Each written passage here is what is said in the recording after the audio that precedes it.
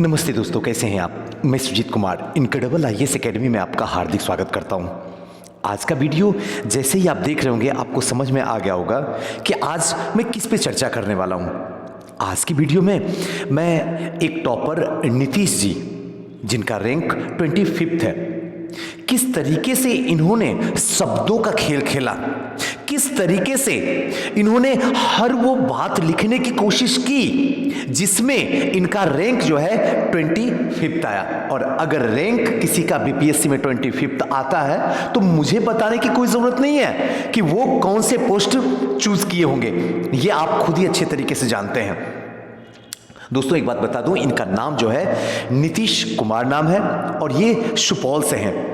एक बेहद ही छोटे परिवार से, एक कहा जाए तो एक किसान परिवार से, जिन्होंने अपनी मेहनत, अपनी लगन, अपनी ईमानदारी से न जाने कितनी संघर्ष करने के बाद, न जाने कितनी रात बर्बाद करने के बाद आज इस मुकाम पे वो पहुंच गए हैं।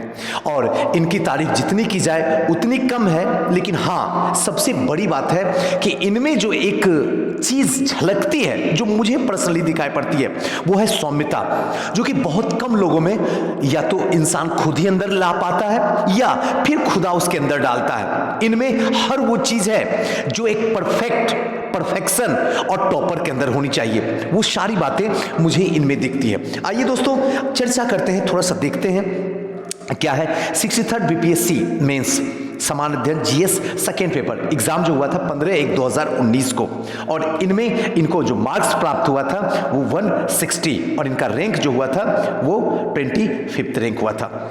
आइए आज की जो है सेक्शन 3 वाला सिर्फ बचा हुआ था जीएस में, बाकी कंप्लीट कर दिया था। सेक्शन 1, सेक्शन 2 कंप्लीट हो गया था। सेक्शन 2 जो इकोनॉमी और ज्योग्राफी दोनों इंक्लूड करके देता है, उसी के क्वेश्चन की चर्चा करेंगे और आपको बताने की कोशिश करेंगे कि किस तरीके से इस लॉकडाउन में भी जिनको 66 का मेंस लिखना है वो किस तरीके से अपने आप से प्रैक्टिस करें और खुद से अपनी कॉपी का मूल्यांकन करें। उसके लिए जो है नीतीश जी की ये कॉपी देखना बेहद अनिवार्य है।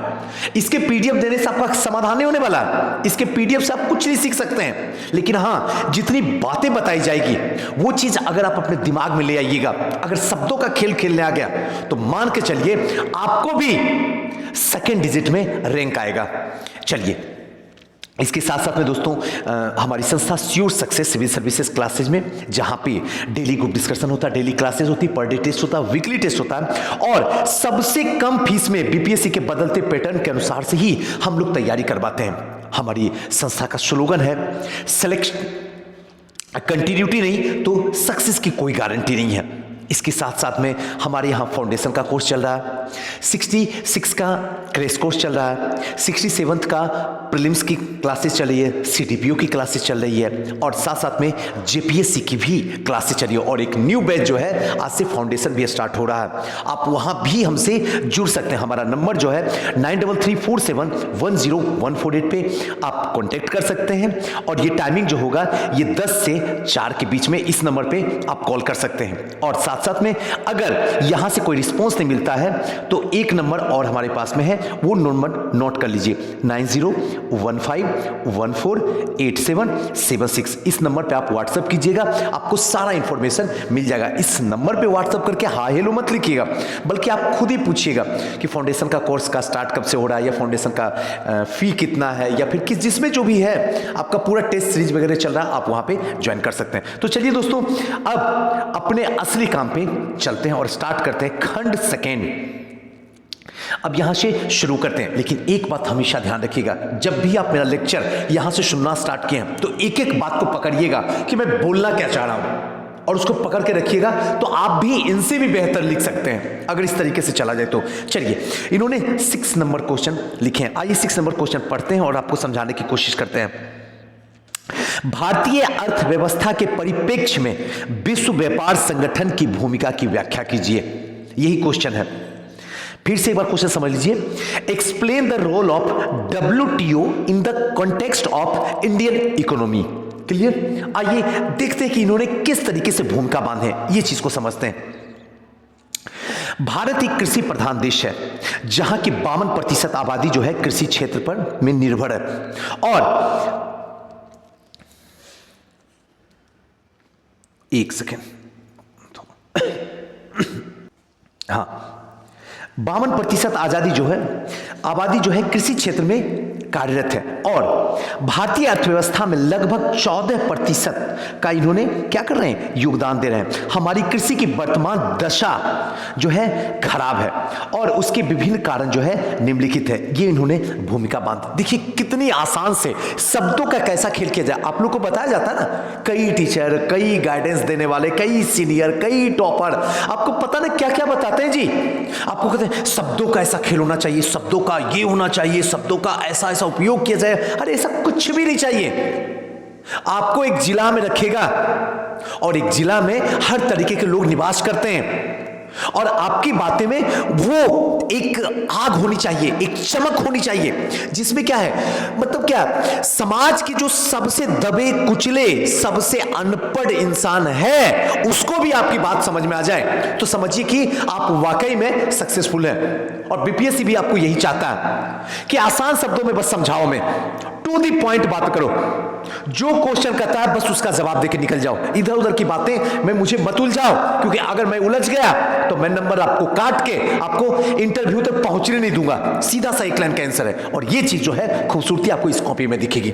अब आइए इसके निम्नलिखित कारण को थोड़ा सा समझते हैं। सबसे पहला, जोत का आकार कैसा है। जनसंख्या में बेतहासा बढ़ोतरी से कृषि जोत का आकार जो है धीरे धीरे घटता जा रहा है। मान लीजिए कि आपके पापा के पास में 10 बीघे की जमीन थी, अब ये जनसंख्या घट गई तो घटने के ये जनसंख्या बढ़ रही है। आपके पापा के पास में 10 बीघे की जमीन था, उन्होंने 3 पुत्र को पैदा किया तो 3-3 बीघा, उसके बाद जो है उसने 3 पुत्र को पैदा किया तो फिर 1-1 बीघा, यानी कि जो खेती की संख्या है, जो प्लॉट है, वो सब क्या हो रहा है, धीरे धीरे घटता जा रहा है। इसका सीधा सा असर जो है, जोतों का आकार जो है छोटा होता जा रहा है और कृषि पर निर्भरता लोगों की जनसंख्या धीरे धीरे बढ़ती जा रही है। इससे इन छोटे जोतों पर जो है वैज्ञानिक ढंग से जो है खेती नहीं हो पाती है और जो साइंटिफिक एग्रीकल्चर अगर करना चाहते हैं, फार्मिंग करना चाहते हैं तो इसमें संभव नहीं हो पाती, क्योंकि जोत का आकार जो है छोटा है, जमीन छोटा है, यहां पे हो नहीं पाता है। और इससे क्या होता है, इस कमी से पड़ती भी नहीं छोड़ी जा सकती है और साथ ही हमारी अदृश्य बेरोजगारी जो है धीरे धीरे क्या होती है, बढ़ती जाती है। समझ में आ रहा होगा। अब दूसरा, शिक्षा,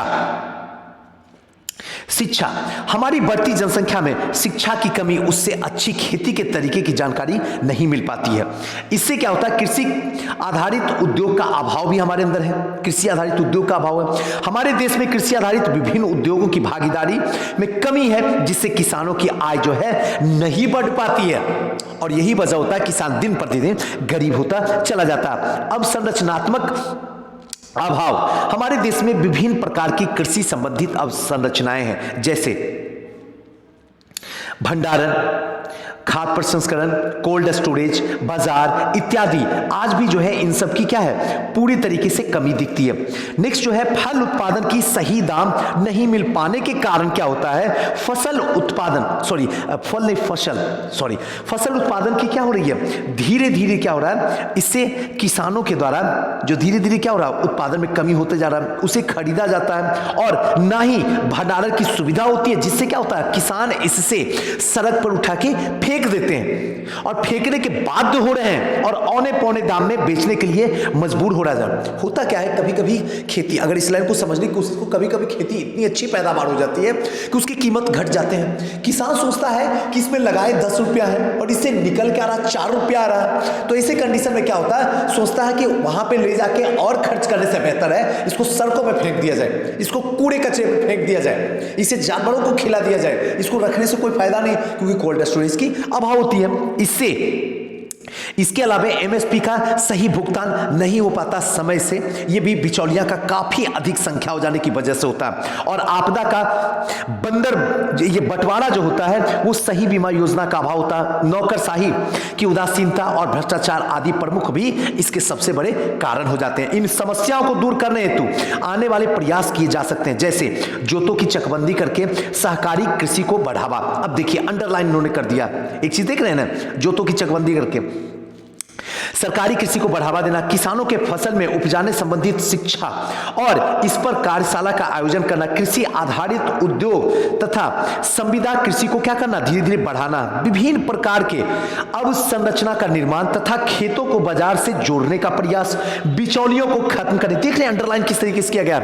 एमएसपी के समय में भुगतान और लागत को सही तरीके से मूल्यांकन आदि किया जा सकता है, जिससे कि समस्या का समाधान आसानी से किया जा सकता है। और सरकार के द्वारा इसके विकास हेतु चलाए गए विभिन्न योजनाएं जो है वो थोड़ा सा विभिन्न योजनाओं के बारे में थोड़ा सा देख लेते हैं। प्रधानमंत्री फसल बीमा, इसमें क्या है, केंद्र सरकार ने किसानों के फसल के विभिन्न प्राकृतिक आपदाओं से बचाने हेतु जो है 2% खरीफ हेतु और 1.5% जो है रबी हेतु मामूली प्रीमियर पर बीमा उपलब्ध कराया जा रहा है। देखिए किस तरीके से किया गया है। इसको कहते हैं करंट से बेहतरीन तरीके से जोड़ना और शब्दों का इतना आसान भाषा में यूज करना कि आयोग ना चाह के भी मनमाने तरीके से नंबर दे देता है। इसी को कहते हैं, जो कि मैं बार बार क्लास में आपसे बोलता हूं,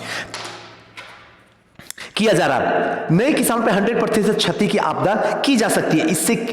इसके अंतर्गत जो है लगभग सभी कृषि उत्पादन शामिल किया गया है तथा बिचौलियों को खत्म करने के लिए स्मार्टफोन और ड्रोन के द्वारा जो है फसल सर्वेक्षण किया जा रहा है, जिससे कि बिचौलियों की संख्या समाप्त हो जाए और किसानों के खाते में डायरेक्ट भुगतान किया जा सके। स्वामीनाथन समिति की सिफारिश को लागू करना, जो स्वामीनाथन का समिति थी उसकी सिफारिश को लागू करना। इसके अंतर्गत सरकार लागत मूल्य का 150% राशि पर किसानों को फसल जो है खरीदने का वादा किया है। देखिए अब क्या है, नेक्स्ट है कुसुम योजना। कुसुम योजना क्या है, इसके अंतर्गत किसान मात्र 10% पूंजी का निवेश करके अपने खेतों में जो है सोलर पंप लगा सकते हैं कुसुम योजना के तहत, और उत्पादन में अपने इस्तेमाल करके ग्रिड के माध्यम से सरकार को बेचे जा सकते हैं। देख रहे हैं किस तरीके से जोड़ा जा रहा है करंट से। जितनी भी योजनाएं, अगर योजनाएं पता रहेगी तभी तो। अगर आप लोग 66 का मेंस लिखने वाले हैं तो इस चीज को एकदम बारीकी से समझ लीजिए। प्रधानमंत्री अन्नदाता आय संरक्षण योजना, इसके अंतर्गत किसान को फसल को खरीदने हेतु इसके माध्यम से का सहारा लिया गया हो और सरकार का मानना है कि राज्य सरकार या तो स्वयं खरीदे या एमएसपी पे भाव को भावांतर योजना के तहत खरीदे, निजी क्षेत्र को अनाज खरीदने हेतु प्रोत्साहन करे, ये जो है मानना है। आइए ग्रीन ऑपरेशन। ग्रीन ऑपरेशन क्या है, जल्द खराब होने वाले उत्पादन जैसे प्याज हो गया, आलू हो गया, टमाटर हो गया, ये सब क्या होता है, जल्दी हो जाता है खराब हेतु सागर 500 करोड़ की फंड की स्थापना की दिशा में आगे कदम बढ़ाया जा रहा है, ताकि इससे मूल्य में भारी परिवर्तन को रोका जा सके तथा किसानों को लाभ मिल सके। ई नेशनल एग्रीकल्चर मार्केटिंग, इसके अंतर्गत किसानों को अपने उत्पादन देश के किसी मंडी में बेचने का अधिक होगा। इससे बिचौलियां जो होंगे वो खत्म हो जाएंगे। बिहार सरकार के द्वारा लागू की गई मुख्यमंत्री किसान सहायता योजना, इसके तहत 20% फसल का नुकसान होने पर 7500 हेक्टेयर तथा 20% से अधिक क्षति होने पर 10,000 प्रति हेक्टेयर दिए जाने का इसके अंदर फैसला किया गया। मृदा स्वास्थ्य कार्ड, इसके मिट्टी की उपलब्धता पोषक तत्व का पता लगाने और जरूरत के अनुसार उसे पोषण उपलब्ध कराने हेतु अहम प्रयास किया जा रहा है मृदा स्वास्थ्य कार्ड के तहत। अब देखिए लास्ट में जो है निष्कर्ष, इन्होंने सारी के सारी जितनी भी योजनाएं हैं किस बारीकी से रखा, आपने समझा, आपको समझ में आ गया होगा। समग्रतः एक सेकेंड, समग्रतः यह कहा जा सकता है कि आने वाले समय में कृषि का कायाकल्प हो सकेगा, लेकिन इसके लिए इस योजना को धरातल पर क्रियान्वित करना काफी जरूरी है और इसके लिए इनको 23 मार्क्स आया है। अब आप ही सोच लीजिए, और ये आपको सोचने के लिए रख दिया हूं कि 38 नंबर में अगर किसी को 23 मार्क्स आ रहा है तो समझिए उन्होंने शब्दों का खेल किस बखूबी से, कितने बेहतरीन तरीके से रखे होंगे। तो शायद उम्मीद करता हूं कि इसको देखने के बाद अब शायद आप भी 23 से ऊपर ही लाइएगा, उससे कम नहीं लाइएगा। आइए 7वां नंबर क्वेश्चन देखते हैं। 7वां नंबर क्वेश्चन क्या है, भारतीय आर्थिक नियोजन की मुख्य उपलब्धियों का मूल्यांकन कीजिए। Evaluate the principal achievements of Indian economy planning. ये भी 38 नंबर का क्वेश्चन है। देखिए इन्होंने किस तरीके से शब्दों का, सबसे पहले तो भूमिका, भारत में गरीबी रेखा का निर्धारण का सर्वप्रथम प्रयास वाई के अलग समिति के द्वारा किया गया, जिसने योजना उपलब्धता के आधार पर गरीबी के पैमाने को फिक्स किया। आप लोग कहते हैं ना कि सर क्या इंग्लिश भी कहीं कहीं यूज किया जा सकता है? एकदम नहीं किया जा सकता। आप देख लीजिए कि अंडरलाइन किया हुआ है, काटा हुआ है। अभी आप देख लीजिए अच्छे से, क्योंकि आरटीआई से मंगाया हुआ कॉपी है। देखिए इन्होंने फिक्स लिखे, इन्होंने आयोग ने इनको काट दिया है। यहां कैलोरी लिखे, आयोग ने यहां देखिए काट दिया है। देख रहे हैं, यहां पे सर्किल कर दिया है, यहां पे सर्किल करके इंडिकेट कर दिया है। एक चीज तो देख लिए ना, क्लियर हुआ। यही छोटी छोटी बातें लिखना है और इसी छोटी छोटी बातों को बचना है लिखने से। अब देखिए, इसने गरीबी क्षेत्र के लिए 2100 कैलोरी तथा शहरी क्षेत्र के लिए 2400 कैलोरी निर्धारित किया है। इसके आधार पर प्रोफेसर लकर बाघा समिति ने अलग अलग राज्यों के लिए अलग अलग गरीबी संबंधित पैमाना जो है निर्धारित किया है। इसके बाद तेंदुलकर समिति ने गरीबी रेखा का निर्धारण किया और 2009-10 में 29.8% से घटाकर 2011-12 में 21.9% बताया। देखिए किस तरीके से किया गया है और देखिए सब में अंडरलाइन किया हुआ है ना। आप लोग कहते हैं कि सर अंडरलाइन कर सकते, एकदम कर सकते हैं। इसके बाद नवनियुक्त रंगराजन समिति ने इस आंकड़े को 25.9% बताया। अंततः हमारी गरीबी रेखा अनुमानतः इसी के आंकड़े में परिवर्तन और समय समय पर देखे गए हैं, जिसके आसपास जो है बहुत सारी आयोग जो है अपना डाटा दिया है। अब वर्तमान में गरीबी के निर्धारण हेतु मल्टी डायमेंशनल पॉवर्टी इंडेक्स को सार्वभौमिक मान्यता दिया, जिसमें 10 सूचकांक के आधार पर इसे निकाला जाता है। यूएनडीपी तथा ऑक्सफोर्ड पॉवर्टी इनिशिएटिव की हालिया रिपोर्ट के अनुसार भारत में वर्तमान में 36.1 करोड़ लोग गरीबी रेखा हैं, जो कि भारत की जनसंख्या का लगभग 27.5% है। अब भारत में गरीबी के कारण जो है निम्नलिखित है। अब क्या क्या गरीबी के कारण है, थोड़ा सा इस पे नजर डाल देते हैं। कृषि पर जनसंख्या के अत्यधिक निर्भरता, जैसे जैसे अर्थव्यवस्था आगे बढ़ता जा रहा है वैसे वैसे जो है प्राथमिक क्षेत्रों में योगदान घटता जा रहा है और उस पर आश्रित जनसंख्या द्वितीयक और तृतीयक क्षेत्र में स्थानांतरित हो रही है। हमारी आबादी का 52% अभी भी कृषि पर आश्रित है और कृषि की विकास दर वर्तमान में मात्र 2.1% है। क्या खूबसूरती से जनसंख्या का डिफिनेशन और वर्तमान में क्या स्थिति है कृषि का, कितनी बाखूबी से इन्होंने रख दिया, आप ही देख लीजिए। अब विनिर्माण क्षेत्र में पिछड़ापन, हमारा विनिर्माण क्षेत्र लगभग 25% विकास दर से आगे बढ़ रहा है, जिससे बेरोजगारी की समस्या काफी जटिल हो गई। 2015-16 में जहां बेरोजगारी की दर 3.5% थी, वहीं 2016-17 में यह बढ़कर 3.52% हो गई है। क्लियर है। शिक्षा में अब एक एक पॉइंट को समझते जाइए, थोड़ा सा तेजी बोलें ताकि ज्यादा वीडियो बड़ा ना बन जाए और समझ में भी आ जाए।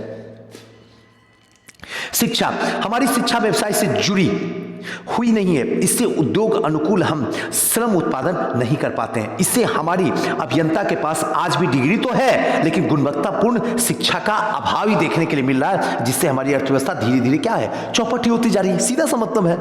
स्वास्थ्य में हमारी अधिकांश आबादी जो है वो कहीं ना कहीं क्या है, आबादी जो है अधिकतर जो है बीमार रहती है, इससे काम हमेशा नहीं हो पाते, जिससे कि उनकी आय में क्या हो जाती है, कमी हो जाती है। हमारी अधिकांश आबादी जो है असंगठित क्षेत्रों में कार्यरत करती है, लगभग 85% इससे अच्छी आय नहीं मिल पाती है। इसके अलावा हमारी पारंपरिक शिक्षा प्रणाली, निवेश की दर, कार्मिक असमानताएं, जो कार्मिक असमानता होती है, मजदूर संबंधित कानून, आश्रित जनसंख्या की अधिकता, जनसंख्या बढ़ोतरी आदि जो है ये सब क्या है, प्रमुख है। भारत सरकार के प्रयास जो किए जा रहे हैं मेक इन इंडिया में किए जा रहे हैं, ये सब बताने की तो जरूरत नहीं है, आप समझ में गए। चुने हुए 25 क्षेत्रों में विदेशी निवेश को बढ़ावा देने के लिए, ताकि भारत में आने वाले समय में जो विनिर्माण है उसे बनाया जा सके।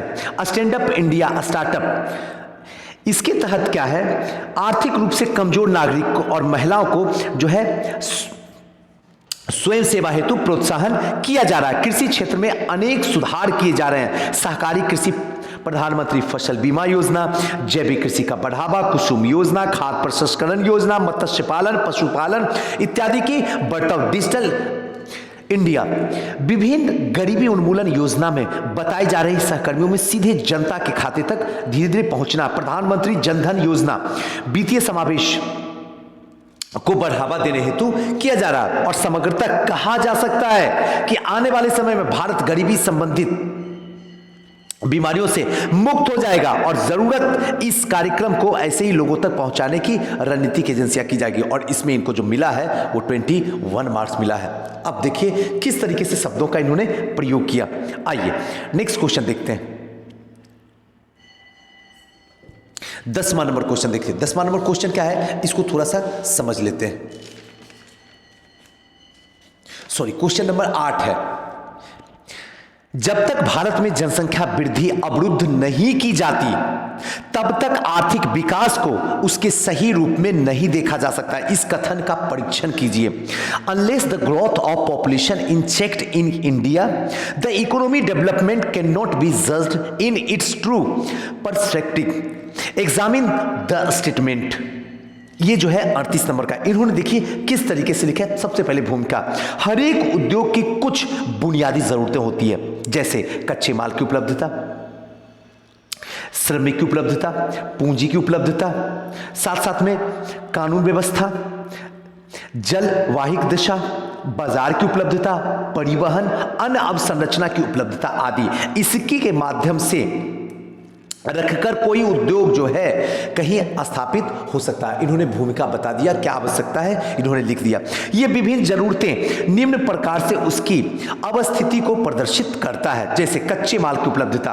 अगर कच्चे माल की उपलब्धता नजदीकी में हो तो इससे आने वाले परिवहन पर कम व्यय करना पड़ेगा, जैसे जमशेदपुर टाटा कंपनी की अवस्थिति इसकी छोटा नागपुर पठार से जो है आसानी से कोयला उड़ीसा पूर्वी सिंहभूम से आसानी से क्या हो जाता है, इसे मिल जाता है, जिससे क्या होता है परिवहन पे कम खर्च पड़ता है। श्रमिक की उपलब्धता, श्रमिक की जरूरत, श्रमिकों की जरूरत लगभग सभी उद्योग में होती है। ऐसे में उद्योग वहीं स्थापित होंगे जहां सस्ते श्रमिक और श्रम संबंधित कानून उदार होंगे, जैसे जमशेदपुर के लोग का बसाव तथा जनजातीय आबादी को यहां पे बसाना।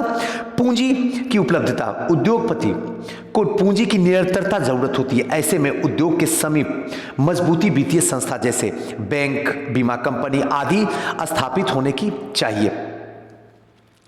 जलवायु दशा, जलवायु दशा भी बहुत जरूरी है कि कैसा हो वहां की दशा। कुछ उद्योग जलवायु में भी प्रभावित होते हैं, जैसे सूती वस्त्र उद्योग वहीं लगाए जा सकते हैं जहां बनने वाले सूती और टूटने की समस्या कम हो। सॉफ्टवेयर उद्योग इसी माध्यम में रखा जा सकता है, जहां पे जैसे बेंगलोर में स्थापित की गई सॉफ्टवेयर उद्योग। साथ साथ में बाजार की उपलब्धता, निर्मित उत्पादन को बेचने हेतु बाजार की उपलब्धता और साथ ही निरंतरता होने भी बंदरगाह भी होना जरूरी है। बाजार पर रखने के लिए उद्योग के उत्पादन लोगों में नहीं रह जाएगा, इससे बाजार की समीप होना बेहद जरूरी है ताकि कम लागत में मूल्यों को आसानी से जो है पहुंचाया जा सके। भारत के कुछ प्रमुख उद्योग जो हैं उसके बारे में अब देखिए इन्होंने किस तरीके से, इसको देखिए पढ़ा लिखा हुआ तो नहीं, इसको देखिए किस तरीके से इन्होंने ड्रॉ किया डायग्राम। इसी के बारे में आपको बोलता हूं ना कि जब भी आप लिखते हैं जहां भी डायग्राम जरूरत पड़े वहां जरूर ड्रॉ कीजिए। लौह आधारित उद्योग भारत में जमशेदपुर हो गया, सलेन हो गया, विशाखापत्तनम हो गया, भिलाई हो गया क्षेत्रों में मुख्य रूप से स्थापित है। लौह उद्योग अर्थव्यवस्था हेतु आधारित उद्योग है, इससे अर्थव्यवस्था का अनुमान लोहे का उपयोग में लगाया जा सकता है और भारत में उत्पादन का तीसरा स्थान है। नेक्स्ट है पेट्रोलियम। अब देखिए पेट्रोलियम रिफाइनरी, भारत में यह असम के डिगबोई, मुंबई हार्ट स्थापित किए गए। इससे पेट्रोलियम शुद्धिकरण का काम जो है गुजरात के जामनगर तथा बिहार के बरौनी में भी लगाया गया। अब देखिए यहां भी इन्होंने मैप दे दिया और मैप में बता दिया कि कहां पे जामनगर है, गुजरात के जामनगर और बिहार के बरौनी तक में इंडिकेट कर दिए हैं। यही चीजें तो हमें सीखना है और ऊर्जा की जरूरतों को पूरा करता है। अर्थव्यवस्था, तांबा उद्योग, भारत में तांबा उद्योग खेतरी उड़ीसा के कुछ स्थानों पे जो है तांबा प्राप्त किया जा सकता है। इसके उद्योग से मिश्र धातु बिजली तार जो है बनाया जाता है। कोयला उद्योग झारखंड के अररिया, वेस्ट बंगाल, रानीगंज, छत्तीसगढ़, बस्तर वाले क्षेत्र से जो है किया जा सकता है। इसका उपयोग से बिजली बनाने के विभिन्न उद्योग से ऊष्मा प्राप्त करने हेतु किया जा सकता है और इसमें इनको जो मिला है ये 19 नंबर मिला है। और ये यहीं तक का आज का सेशन रहा। हमने कोशिश किया इसके सारे खंड को बता देने का। खंड 1, खंड 2 ऑलरेडी डिस्क्रिप्शन बॉक्स में रखा हुआ। ये खंड ये दूसरा खंड था।